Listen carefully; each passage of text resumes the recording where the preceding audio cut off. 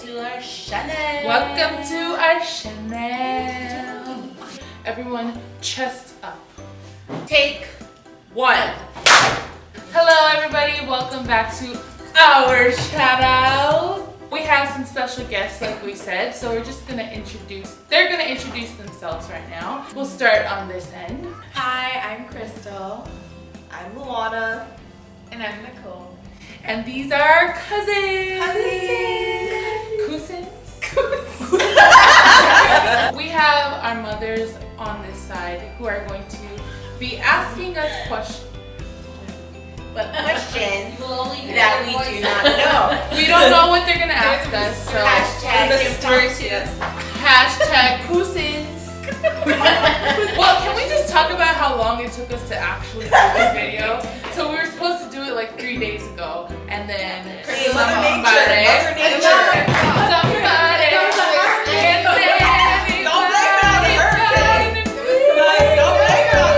Anyways, we're here now, and we're gonna do video, and let's just jump right into Question! it. Hashtag mother question.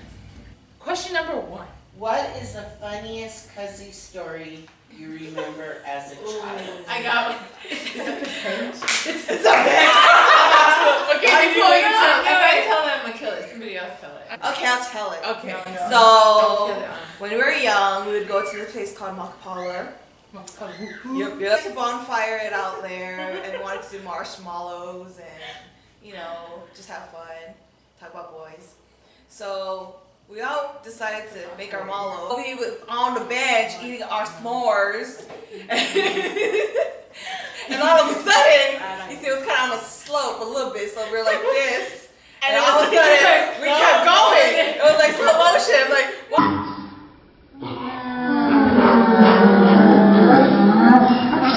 And then all of a sudden, boom, the bench had broke. But you best believe we was on our feet. It was like we're rolling, but we still had the s'mores.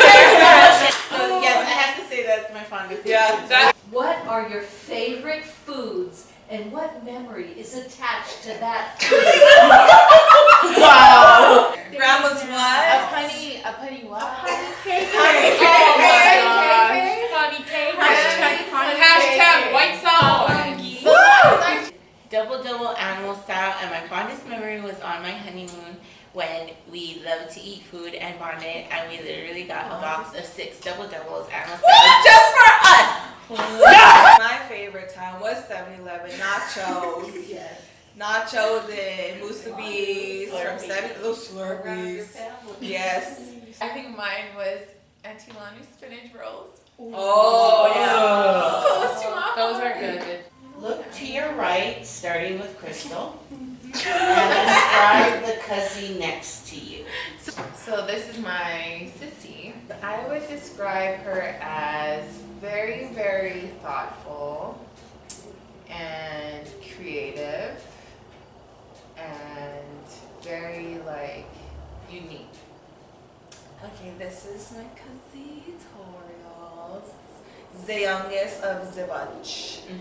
I definitely would describe her as, she uses my words, unique, one of a kind, beautiful, talented. Ew. Excuse you, can you not while I'm trying to say good things about you, because it's like, well, you know. And definitely has a big heart, you know, she deserves, deserves a wonderful, beautiful man, because she's a beautiful and wonderful woman. This is my cousin, but more like a sister, Marie, or Marie. She is one of the most caring and compassionate people I've ever met. Everything that she's been through in her life and how she's, through all of that, stayed strong as a woman, as a mother, as a wife, and as a child of God. Gosh. Beautiful. Beautiful. This is my cousin Crystal, and she is so easy to explain because I know her as the go-getter. She inspires me to always dream big because she has shown me that you can accomplish your dreams even when the circumstances say you cannot. Amen. Thank you.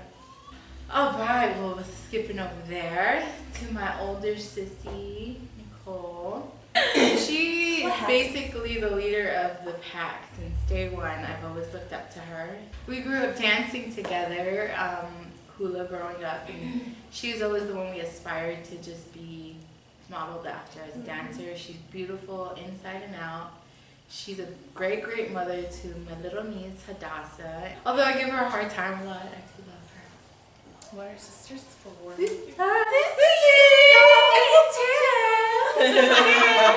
Who have been your role models?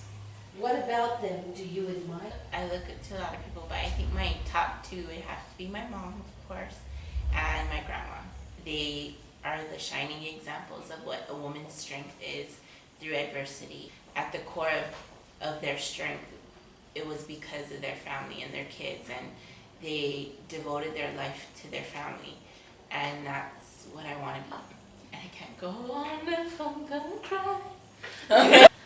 For me, it is family. Family is just our foundation, our support. We all have our times of ups and downs, but it's like no matter what, we all come back together and we just have this strong bond.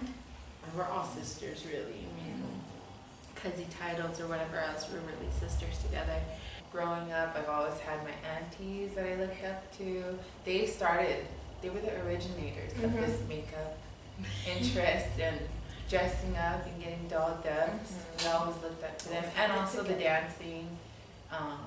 They just really paved the way for us with all of our interests. Why do you think y'all are close?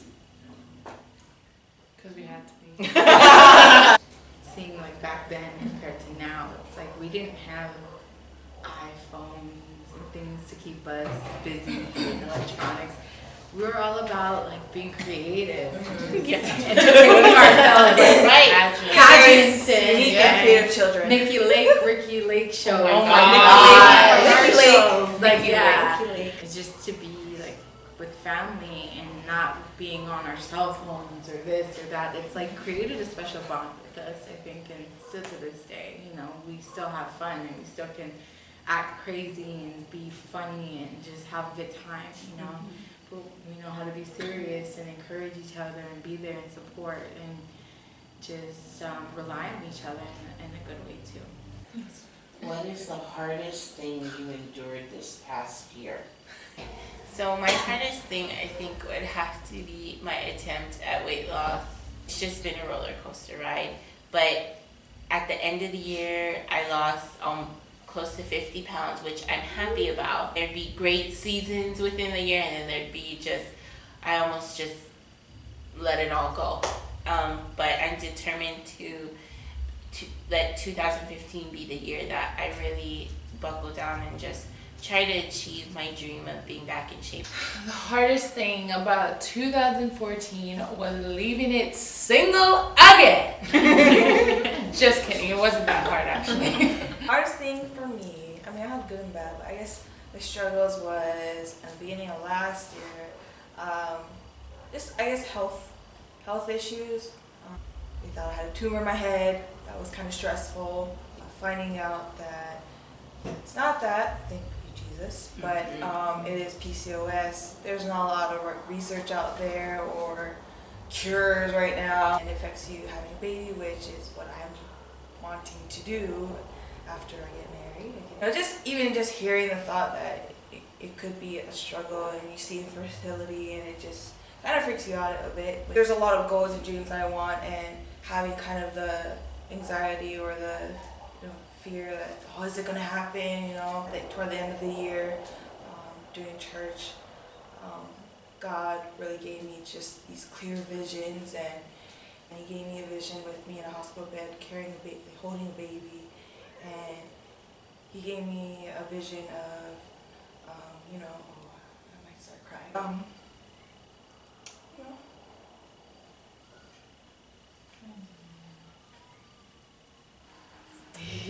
You know, once God gives you those visions, you know, they're promises. So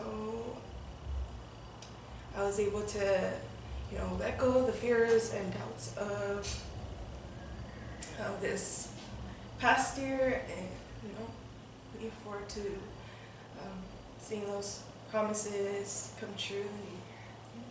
I think for me, the hardest thing that I've gone through this past year and just going through depression. I was married for 6 years, and you're always used to having someone there, helping, sharing the load, and just somebody there. And I guess it gets hard sometimes because you're so like in mommy mode, and you just take charge. Mothers are just so good at that, just taking charge and doing what you gotta do. I think that after a while it starts to take a toll sometimes, but you get... I'm gonna cry. Oh, okay, so you get a little lonely at times, and you get a little depressed because you just start to wonder, like, oh my gosh, am I just gonna die alone?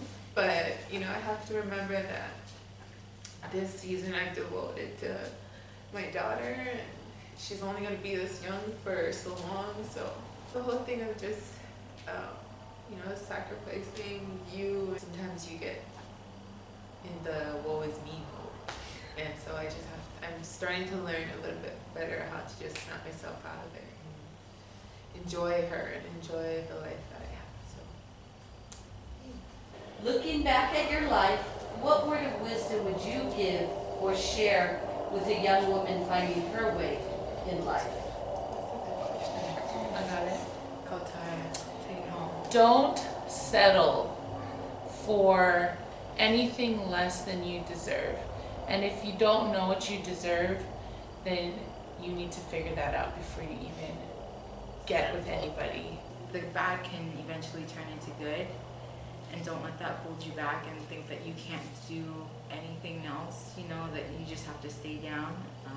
You make the choice to get back up. Take one day at a time, or even one step at a time.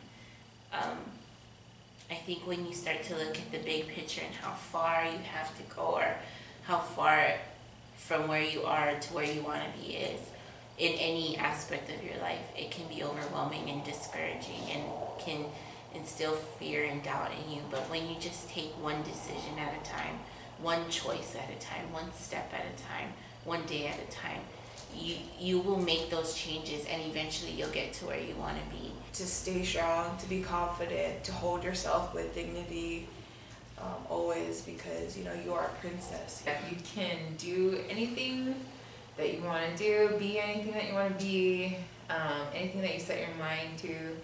And I think that something that I am preaching to myself.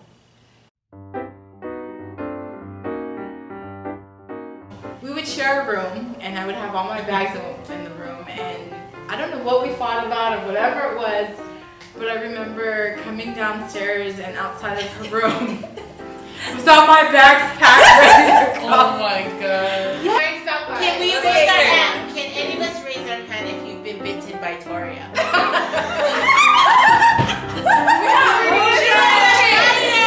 And it wasn't just bit. I remember her grabbing mine, like trying to Indian burn it. She's like, Nikki Lake. We had our own version of Brittany Lake. We created our own drama. We grew up on that show. Hold on. Jerry Springer. Jerry Springer. Hold on. You took my man? Wait, we were like way too young to have all that. You stole my baby's daddy. And the grossest thing was the baby's daddy was our cousin. Our daddy. We're getting ready at my house. We're all getting ready. I was getting ready with you guys. And then I was like about to walk out the door with you guys. And my mom's like, where do you think you're going? And I stayed back and Auntie Lana consoled me while they went out. Growing up, dancing together. Our dad. Please stick to the